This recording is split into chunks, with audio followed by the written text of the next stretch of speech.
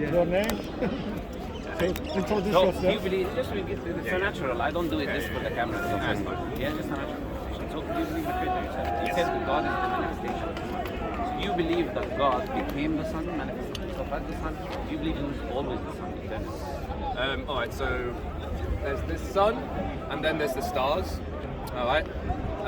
Now if you read into the electrical universe theory, all the stars have a singular point because they are all feeding off each other. They're like, imagine a city, they're all powered by their lights, lamps everywhere, and there is a central hub, energy.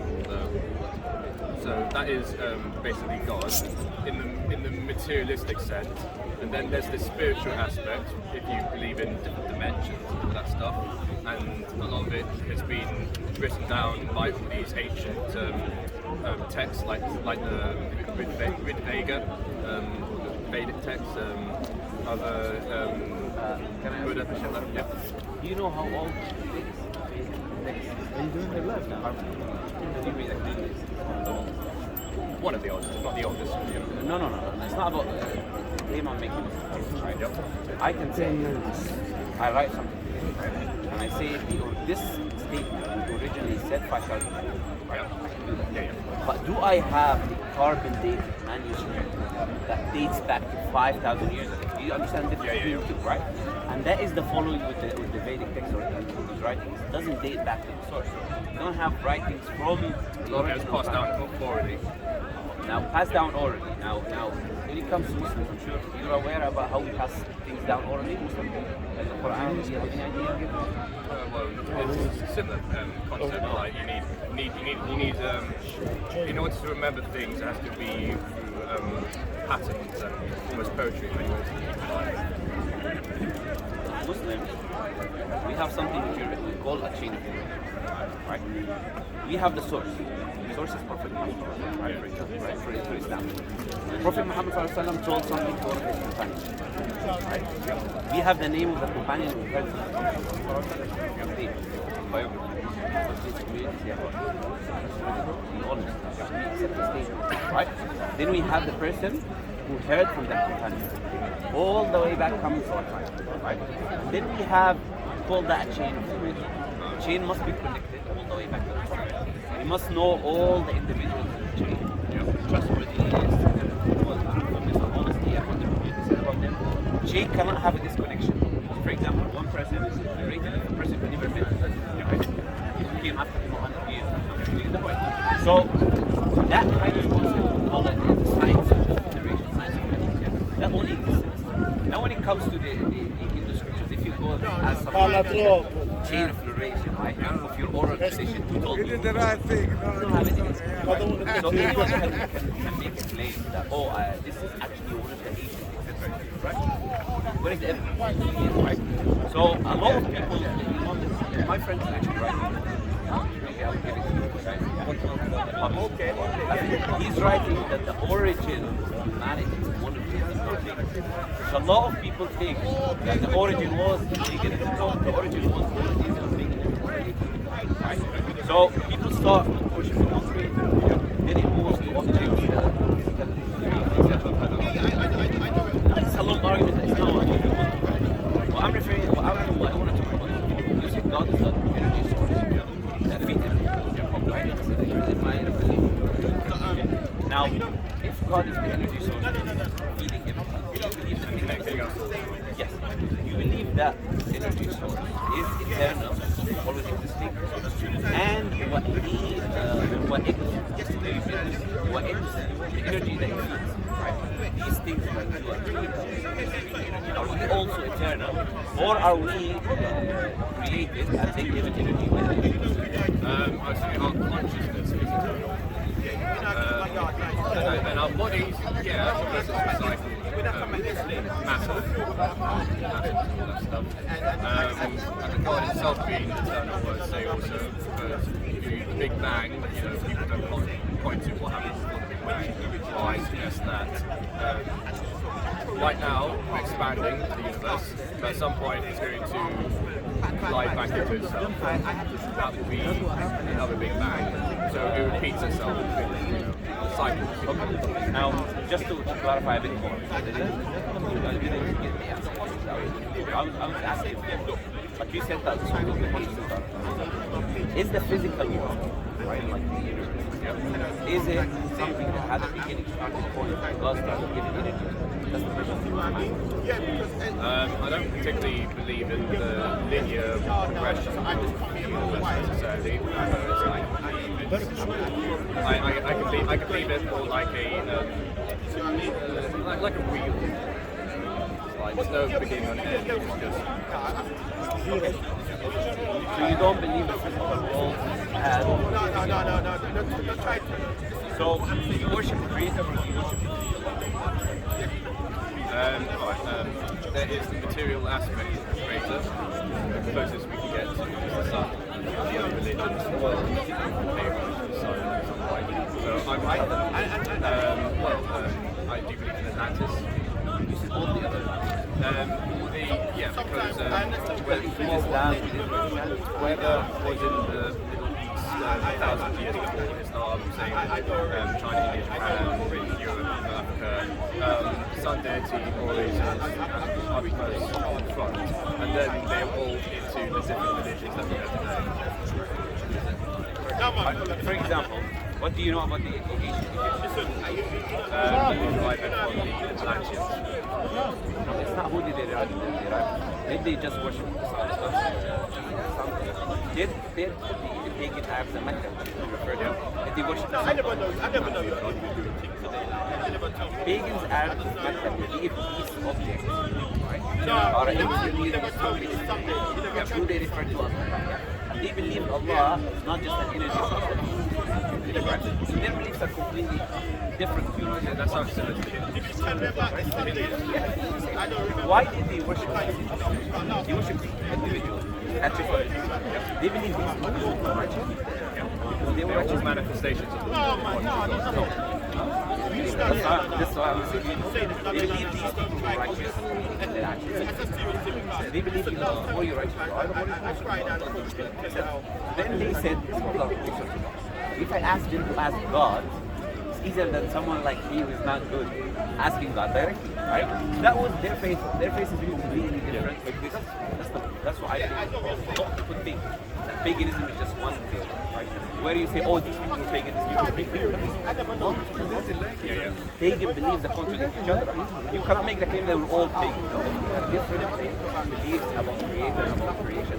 Right? Not necessarily monotheistic. Exactly. That's what I'm trying to say. Yeah. So coming back to the point you made about that, what I want to discuss. Yeah. Now you made a claim that the universe had a start. Then it will come back to the initial start. Who says that from which physicist? Where do you get that? a lot of people there's a lot of hypotheses Like that assume that if we keep expanding, then the universe shouldn't exist.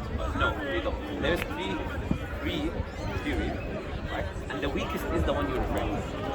The weakest theory is the one you're referring to. Why? And I still I will say why the universe must have a beginning. Say why, but not now, yeah? Okay. First, there is a one theory that says, which is called deep freeze. You know, deep freeze is where you have, this is not the universe. We see dark matter. We don't know what exactly dark matter is. Reality is now, dark matter works in a way opposite to gravity. Separate between things, gravity and things. Yeah? So they say that now gravity has been always and the universe is expanding. Therefore, they say that's the most common happening to which is the universe is expanding. That it will absorb all the energy, and the sun will die out and everything. Right? So it's not talking about a cycle. No, it's just talking about an expansion. Big Bang start. Yeah. Deep freeze. Yeah, exactly. Everything been exactly. Yeah. Then there is another theory, which is say it's called the Big Rip, which is saying that dark matter, because opposite is separated. They say the dark matter is consistent now, but some say maybe the dark matter will become more powerful to expand, right? And if it does, then it will rips everything apart because it will become more stronger than gravity. Then you have the weakest theory, which is what we referred to, right? That gravity will become stronger than dark matter, which then will bring everything together again in system gravity. That's the weakest theory, and it's held by the least amount of reasons. Why do you think so? Because as you said, dark matter has been always consistent. I was given the reason why. Dark matter has been always consistent, right? Always since we observed it, it's consistent. That's why the strongest theory is the free. Because we look at dark matter, it never changes, always the same, consistent, staying active. So it's all assumptions is going to change, whether it becomes stronger. You would say like Einstein's relativity has come to question. Look at these kind of scientific theories, right? You had right? All of these scientific theories are just looking at the right? Then coming to the mystery. Right? So we as Muslims we rely more on where we insert it, right? Which is I will explain later on, right? But coming back to what I'm saying, right? If that is the most common thing, then you say that the universe does have a most common actually point of view of physics, right? If you're getting your information from scientists, right? You said something else which you don't know about you know why? Why do we not know? Because time and space therefore we as beings are restricted by space. We cannot access that which was before time and space. Right? So if time and space started with the Big Bang, that necessitates there was something not restricted by time and space. That gave rise to time and space. So we say the creator is not restricted. He created time and space. He started time and space. Right? It's not always in existence. Therefore, we separate, now coming to the separation, we separate between the creator and the creation. Because of the creator created time and space at a certain point of time, it was not within time and space. Make sense? Do you agree with what I'm saying? Or yeah. So we say as Muslims that the creator requires power, obviously, to create are all the science because they all start, right? It requires a lot of intelligence, requires wisdom. And also the creator requires to be independent of what is created for it. It has to be independent. And then it's not restricted by time and space. These are the common attributes of what we refer to as the divine behavior. Right? Now, moving on. When you create something, you give it purpose. You create something to make it happen, to change it. So that is the purpose given by the management. When you create something that's correct, if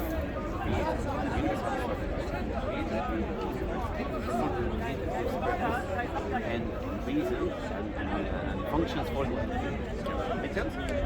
So we say, looking at the universe, everything is going in the system, working in harmony. Like this, I'll give a few examples. So, for example, as humans, right?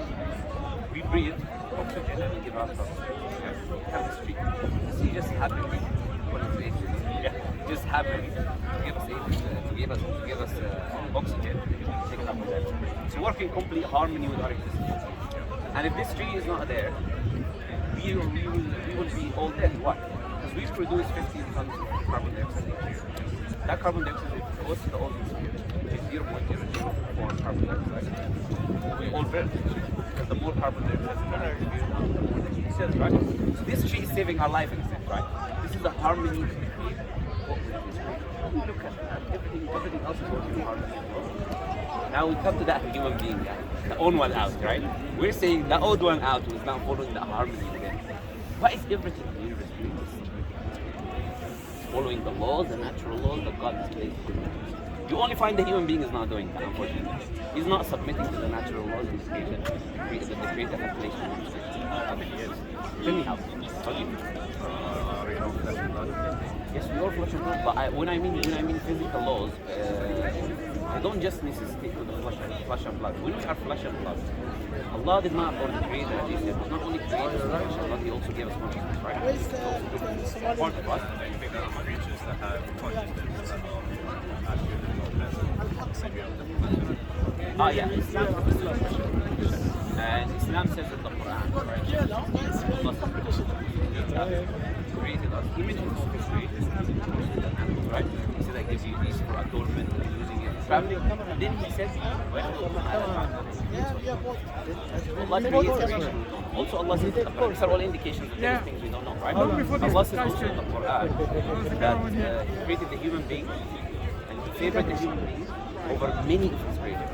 That means there is more favored creation than the human being, right? Which we don't know of as humans, right? So there is Allah is worthy of al-khalq. Creating, right? His attributes. So we're not that special, like kind of idea of Christianity you might see, right? We're not the only creation of God. No, there is a lot of creation. We're just one of them.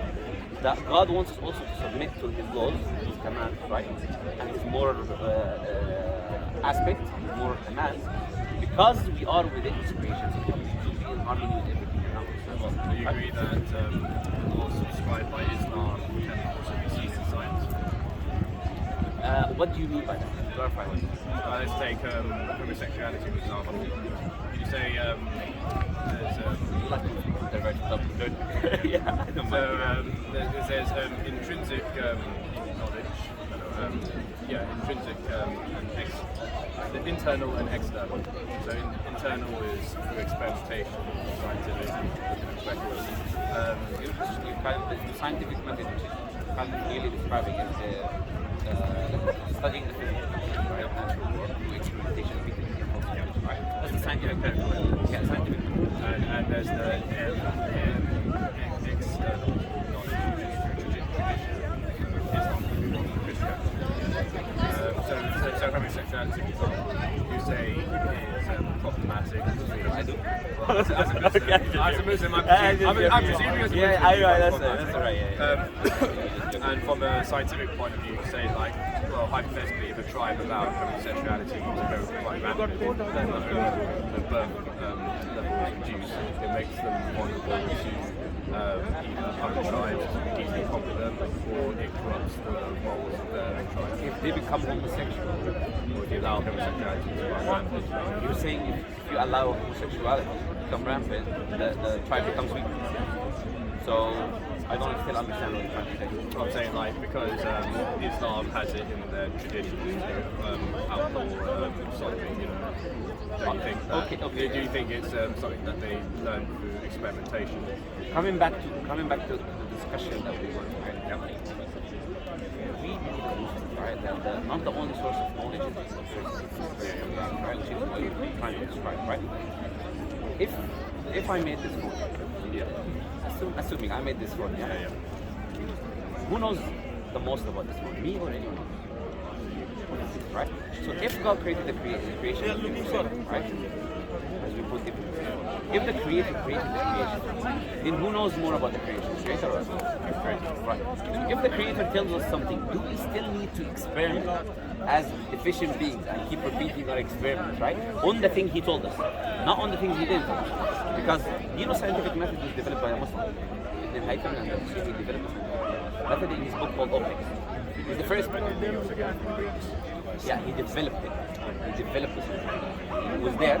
He developed. Aristotle is the one who developed the scientific method. When I say developed, maybe the word my English means he enhanced it. That's what I'm trying to say. It was there. The one we're using today. But the principles still based on the same thing. Not exactly experimentation, but the experimentation, repeatability, and falsification was in the enhanced or put forward by a technology using. That's a technology using. I'm saying like caveman can experiment with so much because he's going to buy technology. Can experiment more. Yes, 100%. So what I'm trying to say is that if Muslims develop this work with this and we have no issue with science, but we say if we have a text, for example, tells me something about the physical world, I know it's coming from the Creator. I know that it's 100% certain. I should not use a method which is not 100% certain, which is scientific, to come to a conclusion that I already have certainty of. Would you agree on that? Yeah, that's Muslim. No, how would you? Someone outside, I would say. Do you agree if you get from the Creator? You know it's from the Creator, like you. Again, like as a Muslim, you have no choice but to accept that. No, I mean, outside of Islam, I'd say, well, you can read your text and you can do scientific experiments. If they connect, then you know it's true. Anyway.